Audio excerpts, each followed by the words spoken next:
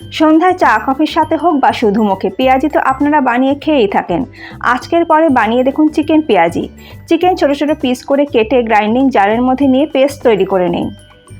এরপর একটা মিক্সিং বোলের মধ্যে নিয়ে নিচ্ছি কুচনো পেঁয়াজ, কাঁচা লঙ্কা কুচি, থেতো করে নেওয়া রসুন, স্বাদ মতো নুন দিয়ে পেঁয়াজটাকে চটকে নরম করে নেব।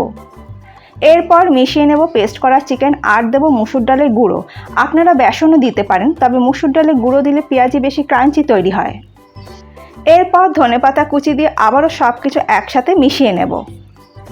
এরপরে আবার গরম গরম তেলের মধ্যে ছেড়ে দিয়ে এপিট ওপিট করে ভালো করে ভেজে নিলেই তৈরি হয়ে যাবে দারুণ সুস্বাদু চিকেন পেঁয়াজি। ওপর থেকে একটু বিট নুন ছড়িয়ে দিলেই কিন্তু খেতে দারুণ লাগবে। রেসিপিটা কেমন লাগলো অবশ্যই জানাবেন, ভালো লাগলে সবার সাথে একটু শেয়ারও করে নেবেন।